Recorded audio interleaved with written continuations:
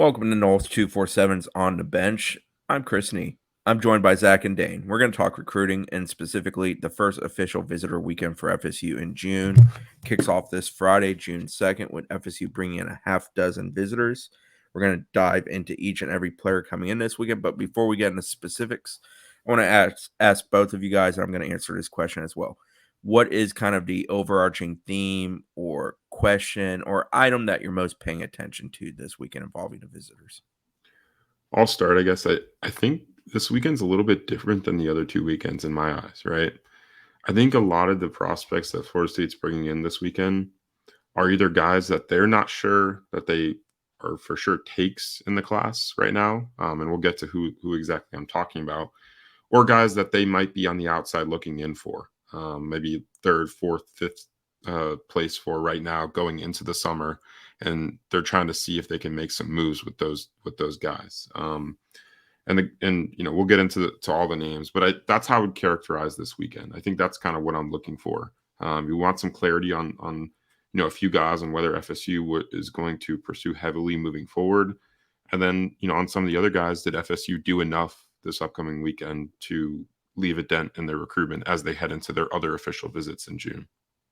I I think Zach summed it up really well. I mean, that's my thoughts as well, really. But like maybe more specifically, I think like positionally, there's a few like defensive backs, for example, that are coming in, and it's Florida State is such a loaded defensive back board. It'll be interesting to kind of get some clarity, like Zach saying, on where some of these guys could be on their board after their visit, Yeah. and kind of where FSU is for them, and get clarity on that. And other positions too, like you have one linebacker visiting this weekend who's far and away the highest ranked guy on their board, and you know, kind of seems like FSU is more so on the outside looking in, but we'll see after the visit, I guess. Yeah, for me, it's kind of about swinging big. I think Zach's point on this weekend versus the next two official visit weekends for FSU, which is June 16th and June 23rd, is that this one doesn't feel like a group that's like leaning towards FSU for the most part or anything of that sort. So Edwin Spillman, the linebacker that Dane just brought up from Lipscomb Academy in Tennessee, very, very talented dude, came here for a visit earlier in the year. They're finally getting him back on campus. They're fighting an uphill battle there. We'll get into some of the schools that they're dealing with here when we talk about him more further. Christian Clarkson, a guy running back from Arizona, does have some direct ties to FSU with his mother and his uncle, both having direct ties to the program and the university. And he came here earlier, and I think he's a guy that FSU kind of fell in love with when he took that earlier visit. He's very talented, versatile, good running back, good receiving running back, definitely something that FSU looks for. But I feel like, again, and we'll get into the caliber of programs they're competing with, I feel like there's an uphill battle going on there for FSU. So it's kind of one of those weekends where they're going to sort some stuff out. And beyond just swinging big for a couple guys like that, the safety board is a position where there's a lot of names, but not a great deal of clarity on exactly how it stacks up. A defensive backup kind of always viewed as Charles Lester, who's coming in later in June. And then we're going to figure the rest out. Well, now we're in June and we're going to have to figure some of the rest out because guys are going to want to green light themselves and commit. And FSU is going to have to figure out who is a take, who isn't a take. All right. So do we want to go from highest ranked prospect coming in to lowest ranked or lowest ranked to highest ranked? Highest to lowest, Chris. All right. So we'll start off there with Louisiana defensive back Wardell Mack, talented 4-star defender, number 111 overall in the composite, number 13 at his position. He's a young man that's been recruited by Yak, David Johnson, area recruiter for Florida State. He came over here for a visit earlier in the year, enjoyed it. FSU was very happy to get him on campus. I remember when he arrived that day, Yak kind of celebrating, like, I've been trying to get this one in from Louisiana, and was very happy to see Wardell and his family when they visited. Zach, I think you've probably, out of the three of us, have dealt the most with Wardell. Kind of give the Cliff Note version of his recruitment, where it stands entering this weekend. Yeah, I think it's pretty much how you would summarize any Louisiana recruitment. It's, does he want to go anywhere else but LSU?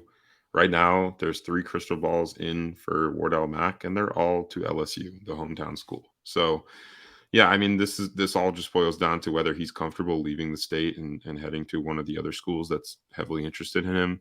If he leaves the state, it'll be between Florida, Florida State, Oregon, and a few others. But definitely Florida and Florida State have both made strong impressions on him after getting him on campus, like you said, Chris, this spring. FSU will get the first crack at him, in the summer months. He says apparently that he's going to take an LSU official visit all the way in December. So yeah, they're in it for the long run with Wardell, and he's obviously a top prospect in the state of Louisiana.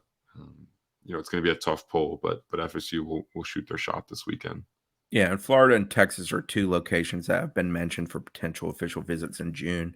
Worked on trying to get some clarity today from him regarding exactly how his schedule sets up. We didn't get that before we recorded here, but those are two schools that have been mentioned, both actually for the same weekend, June 16th. LSU, as you mentioned, 3 crystal balls. I'm one of those crystal balls. This is kind of kid that usually stays home with LSU. And, the rare times it comes down to a battle, it's usually somebody like LSU and Alabama. And maybe FSU plays themselves into that category this year. And if this goes for the long haul, they'll have a shot there at the end. But, if he was deciding today, I think he'd stay home with LSU. I feel like half of your crystal ball predictions, Chris, every year are just you throwing in LSU crystal balls for Louisiana kids. Every 150 Louisiana kid. Why shoot a 22-footer when you can just dunk it with 2 hands at the rim? Exactly. That's Let's be fair. honest here. So You've been in the game too long. you take the gimmies. Dane, you got anything you want to add on Mr. Mack? I mean, he is kind of interesting to me because he's as far as the legit DB targets on FSU's board, I think he's the only guy who doesn't quite reach that 6-foot threshold. But when you watch him, I mean, he's really, really good. He'd be a really exciting guy for FSU to get, in my opinion. And again, I mean, if you were to position yourself well for him against a school like LSU and his recruitment, I mean, that would be a statement, I guess you could say, a big one. All right, so next man up is number 251 over. Oh, I'm sorry, that's Edwin. Edwin's 251. Number 156 overall, and then number 10 offensive tackle, according to the composite. Nair Daniels from New Jersey, Bergen Catholic, very good program up there in Jersey. His area recruiter is Alex Atkins, and obviously his prospective position coach is Alex Atkins. Nair is an interesting one. I'll admit I've kind of been dismissive of him throughout this, but he has shown up here twice before for unofficials.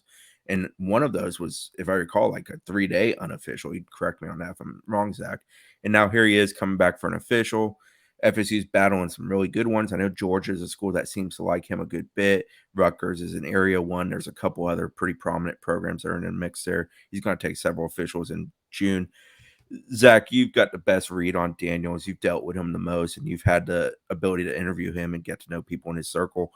What's your takeaway on where FSU stands when they're walking in the door with him on Friday? Yeah, well, I'll just start. I think both of his kind of spring visits went a little bit under the radar because he's a guy that likes to keep a little bit of a low profile. But he came unofficially to Florida State twice in the offseason months. So one in January, one at the end of March. And I think one of those, like you said, was a multi-day visit. But yeah, he's a guy that lives all the way up in New Jersey and decided to come down to Florida State twice, and then will return this upcoming weekend for an official. I think FSU has a shot here. Alex Atkins has gone to see him multiple times in the eval period, which just ended a few weeks ago. And then, yeah, I mean, they're going to have to go up against some big-time schools. Miami will host him next weekend, and then Georgia and Texas will host him the final 2 weekends of June. So he's got a loaded visit schedule right now, but FSU is going to shoot their shot with all these kids. And Alex Atkins is, if there's anyone on staff that can make a strong impression in 1 weekend, I think Alex Atkins is that dude. So, we'll see what he says afterwards. But I like that he's frequented campus. It's not just a guy that's just coming for the first time. I think FSU definitely has a shot. Currently, no predictions on the 247 crystal ball with him. A couple topics with him. One, he's 6'6", 340. That's what he's listed at. He is a large human, and a couple times we've seen him. Where does he ultimately line up? He's listed as a tackle. I'm interested if you think he's an inside guy or an outside guy. Both of you can feel free to answer that. And I think the other thing with him is, I don't have a read on what he wants. Some kids, what they're looking for in a program. I don't know that with Daniel. Some of that is he keeps it somewhat under wraps. He's not a kid that to my knowledge, he hasn't done a whole heck of a lot of interviews. I know he's been one that we've had to invest a lot of time working to try to get on the horn and talk to about stuff. So first and foremost, position, where do you guys stand on that? Secondly, what do you think is the deciding factor for him in his recruitment? Yeah, I guess I'll start just with position. I think right now he weighs 340 pounds. So that would suggest he probably is not a ready-made tackle. But if he sheds some of that weight and gets a little bit lighter, I think he could be a solid tackle option with his 6'6" frame. I've seen him in person; he's pretty wide, so I think if you shed some of that weight, he'd be a guy that could be a pretty dominant tackle at the next level.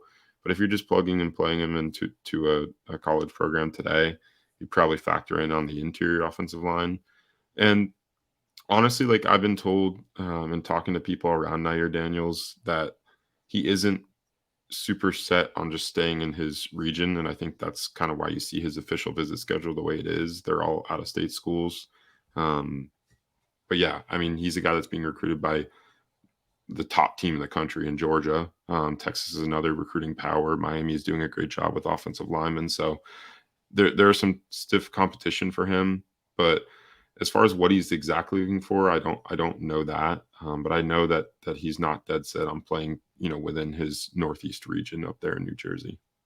I am interested from an offensive line standpoint too. FSU, how many are they actually going to take? We know they love Zandamela and Jonathan Daniels. Like those are two that we can put in the Charles Lester category of yes, they're definitely going to take them if they can.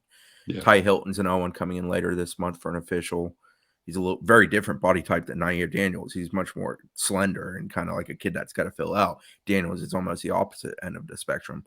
I'm interested to watch, as we see the board mature in real time here in June. Itite is another one that's coming in, and he's more like Daniels, very large body kid. How many are they going to take? For a long time, we've heard they didn't love the 24 O-line class in the high school ranks and that they would only probably take maybe 3, 4 at most, and then maybe look at the portal if they needed to fill a couple spots. But here we are talking about 5 different guys, so just not a topic at hand. Yeah, Dan, what do you think? Yeah, the guys that they are in on are generally like the 2024 offensive line class isn't stellar or it's not super deep, but the guys they are in on are generally pretty high ranked guys and guys that are formidable in their respectively. So if they can put themselves in a position to take 4 guys, those 4 guys are going to be some of the highest ranked guys in the class. Yeah, I don't think they're reaching for anyone that they don't truly love, because we've seen the past 2 off seasons. Alex Atkins is going to hit the portal if he wants to, for some offensive linemen, and it's a position that's proven throughout all the or most of the transfer windows that it's pretty deep in the portal. You can find guys that can contribute and help you out, and FSU's done that in back-to-back seasons. Got multi-year starters, and I think they'll continue to do that because it's a successful formula. But yeah, I think 3 to 4 is probably the sweet spot. You probably want to land the 2 in-state guys, Jonathan Daniels and Jason Zandamela, like Chris said. And then, if you land an out-of-state guy like Nair Daniels, Manasseh Ititi, who FSU is leaning for heading into the summer, and even some of the other guys like Ty Hilton, who FSU really likes in-state as well. Yeah, I think the wild card with the O-line recruiting, Zandamela is an interior guy, and he's always going to probably be an interior guy. And personally, I think Jonathan Daniels is more right tackle than he'll ever be a left tackle. If one of these other guys is a guy that clearly emerges to you as a potential left tackle, you don't blink because there's only so many of them out there. You take them. If you can develop them with a couple guys ahead of them, it will be interesting. That's kind of the wild card in that discussion. All right, next man up. Dane, stay warm here because this is a kid that you've invested a lot of time with. Edwin Spillman. Spillman came in for a visit in January to FSU. They like him a ton. Randy Shannon, Adam Fuller, Mike Norvell have all invested time in him in recruiting him. They tried to get him back in the spring. It got kiboshed, for lack of a better term, a couple times. I think he ended up going to Tennessee, which his older brother, Nate Spillman, is in Tennessee's 2023 class and will be enrolling there here very soon, if not already. So that's kind of the tie there for the in-state kid, even though he's not technically from Tennessee. He's a out-of-country kid that ended up in Tennessee and was raised in Tennessee. Edwin's a kid you've talked to a lot, Dane. Cliff Note version of what's going on with him. Obviously, very busy June for him, and I think the decision window is probably pretty soon after he wraps his visit. So take the baton and run with it, Dane. Yeah, he's just a guy they're recruiting really hard. FSU's recruiting really hard. You have Mike Norvell, Adam Fuller, Randy Shannon, all full go on him. I mean, as far as rankings and stuff, he is like far and away the top prospect you have in your linebacker recruiting. But he's just a guy they like a ton. It's just it's a tough battle because, like you said, Tennessee, the in-state school, he has his big brother there. You have Georgia and Ohio State as the other top teams. I mean, FSU's firmly in that top 4. I think it's just really only those 4 teams, and then he's going to make a decision in the summer, most likely. I believe that's what he told me. But I think he really connects well with the staff. He's told me recently that he kind of sees eye to eye as far as beliefs and all sorts of things with Norvell and Randy Shannon. I think they're doing a really good job recruiting him. It's just whether they can beat a few schools that are probably as difficult to beat as anyone in the country, especially in the context of his recruitment with family ties and all that. Yeah, Ohio State is next week, and Tennessee's following, and he wraps up at Georgia. If I had to put this in order, I'd say Tennessee's 1, Ohio State's probably running 2. But I think he's legitimately open to all 4 of those. But I would definitely say Tennessee's in the pole position. 3 crystal balls currently in for him, 2 Tennessee. I'm one of those 3. I think it's Tennessee unless someone changes his mind this month. Yeah, and Tennessee's done a lot of kind of running, just trying to make sure that like nobody else got the opportunity to really try to put themselves in a better position. Tennessee's done a good job of kind of running his recruitment by, snipping visits in the bud and stuff like that. But obviously now they have to battle everybody on equal footing with a June official. So very, very talented linebacker, though. Zach, you like sending text messages at 3:37 p.m. in the afternoon on random Tuesdays about your disgust and disdain at times with linebacker recruiting. How important is Edwin Spillman to FSU's efforts at the position? I'm joking to a slight degree. We all know that Randy Shannon linebacker recruiting is one of those topics that gets people fired up, but how important is a guy of Edwin Spillman's capability, because he is by far the best one on the board at the position for FSU. Yeah, I mean, he's legitimately the only blue chip realistic target for Florida State, which is concerning. That's another topic that I don't Dig really your heels in, Zach. Yeah, don't really need to get into right now, but it is concerning. The fact that the board hasn't expanded this spring is something that's alarming. But FSU already has one guy committed in Jaden Parrish, who I really like, out of South Florida, Atlantic High School, and then Edwin Spillman is probably their top other target right now, and he's vitally important if they want to land a blue chip talent at the position, which is going to be pivotal for FSU as they look to probably replace at least 1 to 2 of their linebacker core after this year, with Kalen DeLoach and Tina Bethune likely moving on. So, yeah, I think Edwin Spillman is very important to FSU. I don't know of their chances right now, but maybe something changes drastically after this weekend. It is worth noting that as of right now, he's the only linebacker that has an official locked into FSU. Now, I talked to Tamir Hickman Collins earlier today. He told me the plan is for December for him. He's in communication with Randy Shannon. Zach Smith in Texas is a kid they've been involved with, but he has 3 officials in June elsewhere. No plans for FSU as it stands right now. Monte Whedon. There's the Kansas. Yes, Michael Boganowski. That's right. We don't have him on the list because we're not 100% sure on the beginning day. I think it's June 19th. It's a midweek. Yeah, he's going to take a midweek. But yeah, Boganowski is on there. But again, another kid, cross country. I think he has major ties to K-State, I believe it is, in his recruitment. So you got a couple hurdles you got to get over there. He is very talented, though. Boganowski, not blue chip from the sense of ranking, but I do like his film a hell of a lot. I think he's extremely athletic Chris kid. blue chip. He's a really, really athletic linebacker. Like, I do think there's a degree, and I don't want to get us off topic, but I do think there's a degree. Linebacker is a position that's become very tough to properly grade. I think athleticism is the most important value at that position, and sometimes size and physicality is so heavily leaned into like it used to be. Nobody's running 4.3s. It's 2 linebackers playing against spread. Like, you got to be able to turn and run. You almost have to be a safety who's capable of being effective in run support consistently and taking on the tasks that come at the position. So I do think it's interesting. I do like Boganowski, though. But I also don't think FSU is going to get him. So whatever.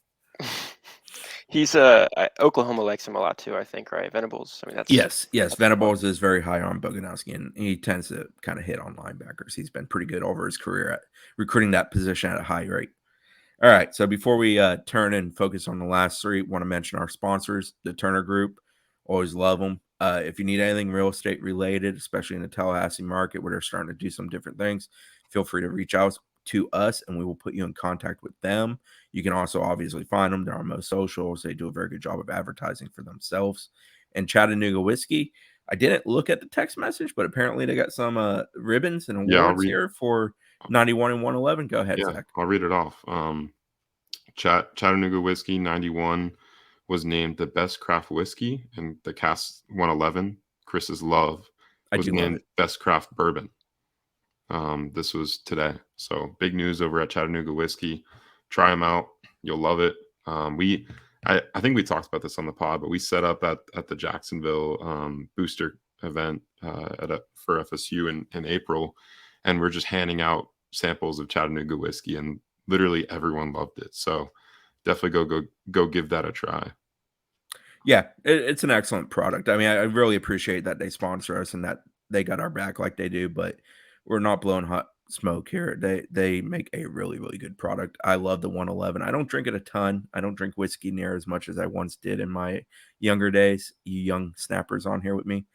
But no, it's good. It checks all the boxes, as I like to say. All right, next man up is one I'm pretty excited about because I just think he's really talented and fits the FSU offense really well. Christian Clark from Mountain Point High School in Phoenix, Arizona, number 278 overall, 22 at the position. FSU, USC, Georgia. I'm forgetting somebody off the top of my head or some of the main Oregon. Texas. Thank you. Yeah. Yes, are some of the main ones in there. Officials plan to all of those. Actually, already took one to USC, I believe. Yep. So Zach, take in. Tell me one, why does FSU like Christian Clark, and how important was his earlier visit to FSU during the cycle, in the sense of kind of changing the tone of that recruitment and the way we viewed that recruitment with FSU. And two, give me the odds in that recruitment and how you kind of feel about where FSU is, what they have to accomplish this weekend. Yeah, it's tough to get a hold on what's going on with Christian Clark. He's not the most responsive guy, but when you look at the way he runs the football, he had 103 rushing attempts last year, which is obviously not a ton for a high school football player. But out of those 103 rushing attempts, he produced 737 rushing yards and 11 touchdowns. So he's a guy that's extremely efficient running the football, and we know Florida State loves their running backs to be efficient. Look every year under Mike Norvell, and he always has some of the top placing guys in yards per carry in the conference and in the country with his running back room. So Christian Clark kind of fits that mold. And obviously, like you hinted at before, Chris, the family ties to Florida State. His mom attended FSU, and his uncle, Kenny Felder, played baseball and football for FSU in the 90s. So tons of ties there. He spent a lot of his childhood over in Niceville, which is only about 2 hours away. Still an 850 area code, and he knows some of like Deontay Sheffield, who's continued to tweet at him about Florida State and going there. I think he's close with him.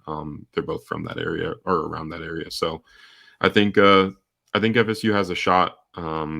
David Johnson, on his last visit to campus, Clark's last visit to campus, added a nice touch to where he brought all 5 of FSU's running backs to go meet with Clark and kind of talk about their experiences as FSU student athletes, and that was something that he mentioned in the interview afterwards as very impressive and something that was unique compared to other trips he had taken. But yeah, he's got a busy visit schedule coming up. He's got Oregon the week after Florida State, and then he'll head to Texas and Georgia. I don't know where he stands on those schools' boards, but FSU very much wants Christian Clark, and he's a guy that they would love to add to the class. I think it's him and then Makai Danzy, who's kind of the other running back / athlete target for FSU right now. Those are the 2 guys that they're targeting to add to a class that already has a blue chip talent in Cam Davis. Yeah, to speak to Zach's number, 7.16 yards per carry, 9.9 yards per catch. So very efficient with the ball. You brought up Danzy in this conversation. Both are kind of offensive athletes. I think I don't want to diminish either as a running back. I think Danzy is wholeheartedly, from FSU's viewpoint, viewed as an offensive athlete. I think Clark's a little bit more viewed as a running back who's athletic. But do they cancel each other out? If you get Clark, do you pass on Danzy? I think I think if you get Clark, you'd still try to add Danzy, because it's basically like, they view Lawrence or Mekhi Danzy as like a Lawrence Toafili replacement. Like that's kind of what the mold is. And I think they're different players. I'm not saying that they're the exact same player, but their mold is very similar in FSU scheme. And then, like you said, Christian Clark would be more of a traditional running back to pair alongside a guy like Cam Davis, who's obviously the star of the class. So, yeah, I think it'll be interesting. But I do expect that if they have a chance to land both, that they will take both. Dane, have you watched Clark on film? Yeah, I think he's really good. I mean, it's not a surprise that FSU's battling some really top tier schools here. But yeah, he's definitely more of a traditional running back, I think. Kind of like you're comparing Danzy to a Lawrence Toafili. Clark's more like he's kind of like a bigger boned Rodney Hill, maybe. Like he's a bit thicker built. He's going to come in college more college ready than a guy like Danzy probably is too. Um, Yeah. but he's explosive. I mean, he's pretty thick, like built, but he's definitely explosive. He runs with power. He runs physically. He has a lot of intensity to him. Like he's a guy that pops when you turn on the tape for sure. I like him a lot. And he continues the trend. 4 guys we've talked about in the next 2 we're going to talk about, all from different states, all from out of state. Just kind of an interesting, trend of the weekend. FSU is still extremely active in Florida and Georgia, and Jaquavius Marshall, who we'll speak about soon, is a Georgia kid. But like, it's interesting that we see them poking into some of these states, find guys, and obviously in Clark's situation, there are some ties that kind of bind them to Tallahassee, FSU, Niceville, the Panhandle area. But nonetheless, interesting. Redarius Morgan, Phoenix City, Alabama Central High School safety, visited FSU on March 10th, got offered by FSU on March 10th. He was part of a visit group that included Cam Coleman, extremely talented wide receiver, same high school. And Adam Fuller likes Red Morgan a ton, and he's a fun kid on film. I know Dane, and I'm going to have him chime in on this in a minute. Dane really likes his film, and it jumps out at him. And he's a kid that I liked him on film when they offered him. Very productive, does a variety of things, physical, listed at 6 foot buck 75. He told me he's currently 6 foot 183. He'll probably measure in just under 6 foot if I had to guess, but he's really well put together on his frame, and he's a good athlete on that frame. I've talked to Red a good bit. Going to have a story tomorrow with him, in fact, previewing the visit. I think Auburn's main competition there. He's taking an official there on June 12th. Cincinnati's also in the mix, June 9th official. Miami's also in the mix, June 23rd official. Right now, I think it's mainly those 4. I think a summer decision from him is very likely. Don't have a crystal ball in there. There's none on his profile at this point. Auburn, if they want a kid from Phoenix City, is probably going to have a real good chance. I know Zach Etheridge and Coach McGriff at Auburn have done a very good job with him. He has a very good relationship there. I would say Adam Fuller and, to a lesser degree, Pat Surtain are the next ones up in that relationship category for him. But ranking-wise, 5'11" in the nation, 51 at safety. Is he a good player? I think he is. Dane, chime in on what you think about him on film. Yeah, I think he's definitely a good player. Like you said, probably a hair under 6 foot. He has some room to put on weight in his frame for sure. Like I think he's going to get a lot bigger in college, but he already plays really physically. I mean, he's a guy that he shows a lot of power in a frame or in a body that you wouldn't think has as much power as he does already, and he's really fast. I think he's just a really good athlete. Just plays super physically. I mean, he's a guy that has a lot of he has a handful of special teams highlights on his tape where he's the gunner on kickoff and he goes and beats everyone downfield and just crushes a guy, and that's something you like to see a lot. He didn't have a ton of man coverage stuff on his huddle. He plays a lot of nickel and high safety, and I think he could probably do both at the college level. But I want to say he projects best as a nickel, but didn't have a ton of man coverage stuff. And then as a safety, um, he played the ball pretty well downfield, that sort of thing. I don't know. I think he could do both pretty well though, and he's fun to watch because he's so physical, he's fast, and he's kind of like a man, I'm going to go on a little tangent here, I guess. So when we were at the when we were at the coaching convention and the coaching clinic in Orlando, we were listening to Kirby Smart talk about guys he really likes, like defensive backs that he really likes and traits he loves to see in those guys. And he talked about guys that are willing to put their face in a fan, and that kind of like physicality that you look for, but kind of more than that, like just kind of a little bit of craziness that you want to see. And I think he probably has that. Whether he can develop into like a really good coverage guy too, that's I guess remained to be seen. But he plays with a lot of intensity, and he'd be a fun guy to get, I think. And he's someone that's a 3-star dude, but nothing to scoff at, I guess. So when I talked to Red today, he said safety is what FSU likes him at. Before I ask the next question, I'll talk about the next guy up. Jaquavius Marshall, Macon, Georgia, West Side High School. He's kind of the opposite of Red to a degree. He's 6'3" and a half, buck 85, and he is legitimately 6'3" and a half, I believe. We saw him when he came to FSU in April. Very long, lanky kid, looks like a basketball player, plays hoops as well. He's ranked 583 in the country, 55 athlete. He actually plays receiver and tight end in addition to playing corner for his high school. I think FSU probably views him more as a safety. It's an interesting topic that's come up here in recent months is FSU's trend in the safety recruitment game of lankier athletic guys. And he is very lanky. The athleticism, I don't know. It's not Jameer Grimsley on film to me, but it's good. It's more length being effective with some quickness and like, oh my God, he's mind-blowingly fast for a kid that long. Now, the question I have is we talked about linebacker and how there's so few guys on the official visit list that we have currently for that position. Safety is the exact opposite. There's a ton. There's Kensley Faustin, Jarvis Boatwright, Ricardo Jones, the two that we've talked about here. I'm forgetting a couple others that are in there in a month. So the question I have is, what is FSU looking for at safety? And like, how is June going to determine who ends up being the guys they really want at that position? Zach, sort that out for me.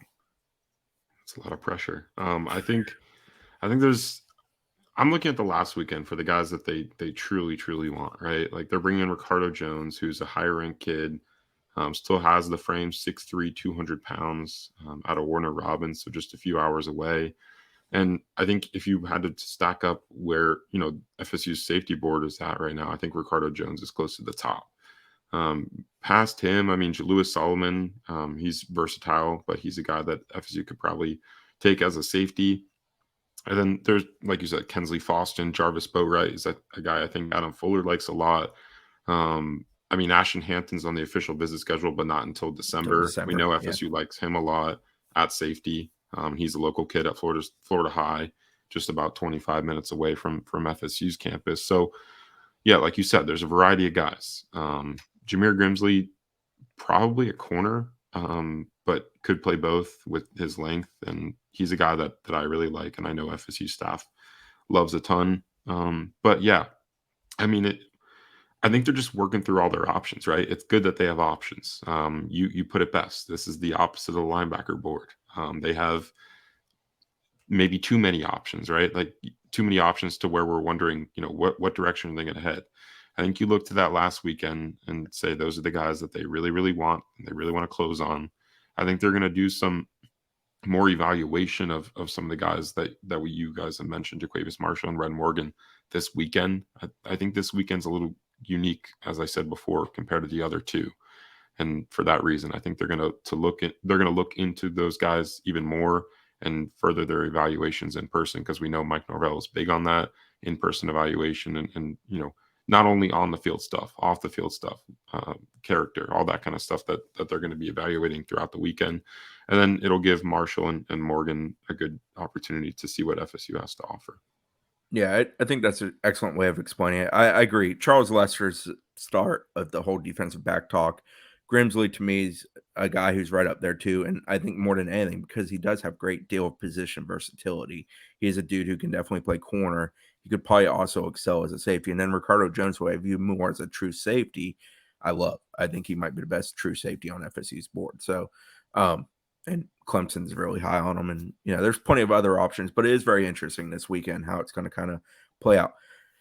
Do we expect any commitments this weekend coming directly from the weekend? Maybe if Jaquavius Marshall or Red Morgan get the green light, possibly. I think Marshall would be more likely just because, he has less of an extensive option. Georgia Tech's the only other thing lined up for him right now. So maybe if he gets the green light, I could see him committing. But among the other guys, I think they're going to wait until the end of June probably to make their decisions. What about you, Dane? You taking over one? No, I would take under. I agree that Jaquavius Marshall is probably the only guy that would, if they got the green light, they would pull the trigger. I think Red Morgan, I mean, I think he's got some decent options for sure. I mean, his official visit scheduled to Auburn and Miami, for example. Miami in later June, and Auburn is like, I mean, he's in state, and he's a guy that they'd probably like a lot.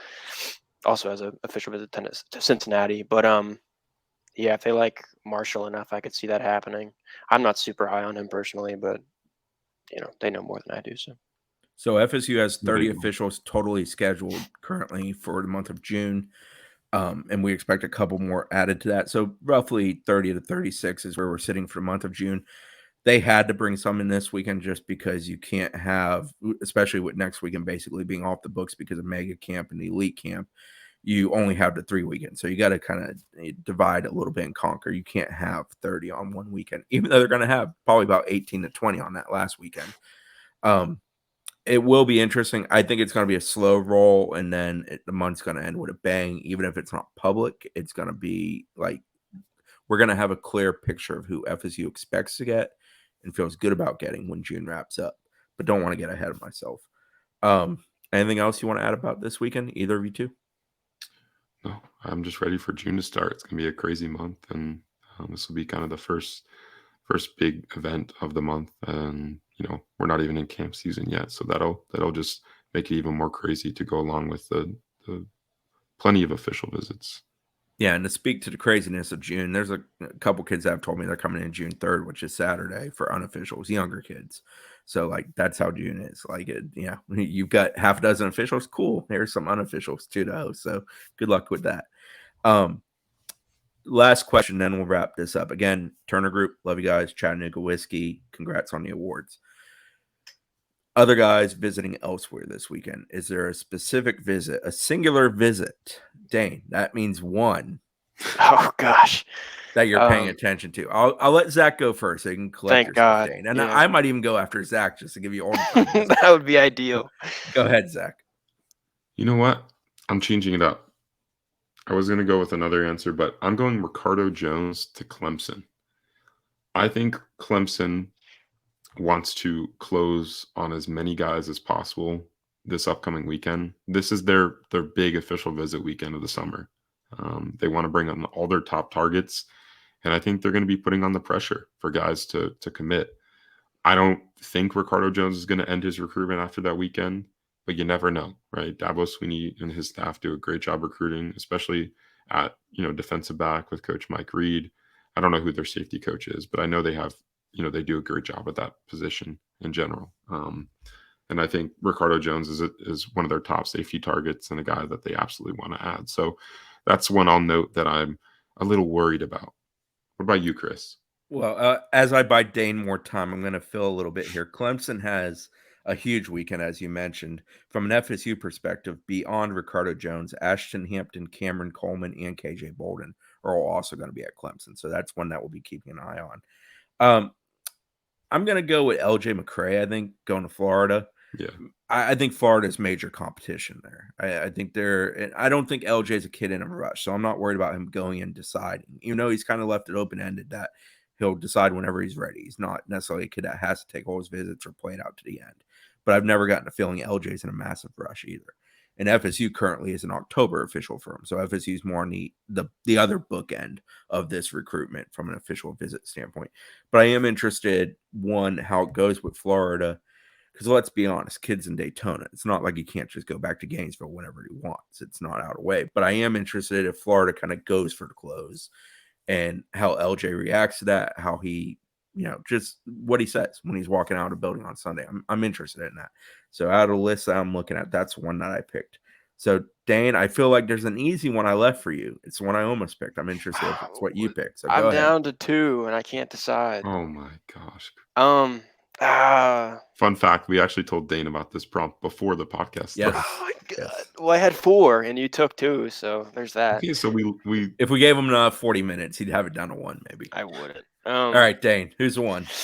Go. 3, 2, 1. Okay, I'll go. I'll go Jalewis Solomon. I think that's probably what Chris thought it'd be. The funny thing is that's where Dane started this conversation in his head with Jalewis Solomon, and it's where he ends it. So all the other stuff was just filler. All right, why, Dane? I think Jalewis Solomon. I think South Carolina. He's going to go to South Carolina this weekend, and I think they are probably his biggest competition at this point, right now at least. South Carolina probably is recruiting like above their head more than anyone else in the country the past like 2 cycles. They do an awesome job, and they kind of have a similar pitch. I mean, a lot of schools have kind of a similar pitch, but I feel like South Carolina is pretty similar to FSU and how they sell, the family aspect and that sort of bond and that sort of thing. They do a really good job of that, and I think he enjoys that a lot. He's somewhat local to them, being from Schley County in South Georgia, and I think he's a guy who values being closer to home generally. So, and he's just a guy I like a ton. I mean, I think he's one of my favorite targets on their board. I said it on the board yesterday. He probably projects as a safety at FSU, but I think he's going to be an NFL nickel. Just a lot of length. He's super fluid. He's just a really, really, really good football player who makes everything look easy. And I like those kind of guys. Like, I think Wardle Mack's another guy like that. It's kind of like, I don't know. You watch a guy like Travis Hunter, and I'm not trying to directly compare those guys. Oh Travis boy, Hunter. you went with the PTSD answer. But he's just someone that you watch, and he just makes everything look so easy. He's so fluid. He's got plenty of length, all that stuff, but he just makes everything look easy. And I think Jalewis Solomon's a guy like that. And so I just like him a lot. The other guy, and I'm gonna go here. I'm going to here, guys. Sue me, okay? He's got the whole list. Yeah, I sure do. So Ashton Hampton is my other one that I was deciding over. And Ashton Hampton, he's not rated as high as Jalewis Solomon. Solomon's like, in that 150-ish range, I guess. But I think he's similar as far as a guy with a lot of positional versatility in the defensive secondary, probably a safety, but he has traits that could lead you to think he could be a serviceable corner at least. He's another guy I just like a ton. I made a whole board post why I'm really high on him. But he's going to be in Clemson, and Clemson's a school. Yeah. Oh yeah.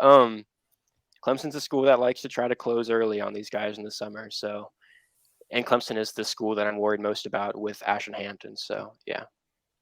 Lightning round, I'll mention a couple others. BJ Gibson going to Stanford, Tawaski Abrams to A&M. Always worth mentioning commitments. I feel like those two couldn't be more polar opposite, though, how that's kind of played out.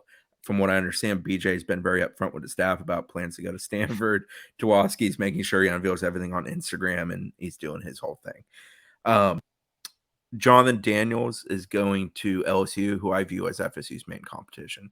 He did tell me last evening that he's going to Georgia the third weekend of the month, and next weekend's still up in the air, and then FSU wraps up the month. I'm with Zach. I still expect it to be FSU. I think I've put in that crystal ball. Zach may have even put in that crystal ball. He's very anti-crystal ball these days. You know what one is sneaky to me? Kylan Fox, UCF. He really likes Gus a lot. Yeah. And that staff has done a phenomenal job recruiting him. Yeah, they've been the other school, and they've shown him a ton of love. He's probably visited there more than FSU over the past few months. I think he was actually, he's been there a ton. So I think that's a good sleeper pick as for a little official visit to watch for FSU. All right. So sign up for Knowles 247. We always have a VIP promo going on. If you go to the site and go to VIP membership, it will be there if you're not already a member. We appreciate everybody who is a member, even the ones we're sometimes mean to. We apologize. It gets the best of all of us. I do. I have some pity. Yeah, that's about it. I think we've done a good job here. Me and Zach and Dane are all going to work really hard the next few days. And then truthfully for pretty much every day in June until about June 5th, I think is when the window closes. So yeah. Drink your water, boys. Eat your vitamins. Get your sleep. Prepare yourselves because it's June and we're here. All right. For Chris, me, obviously, and Zach and Dane, this is On the Bench. Thank you for listening. All right. Peace and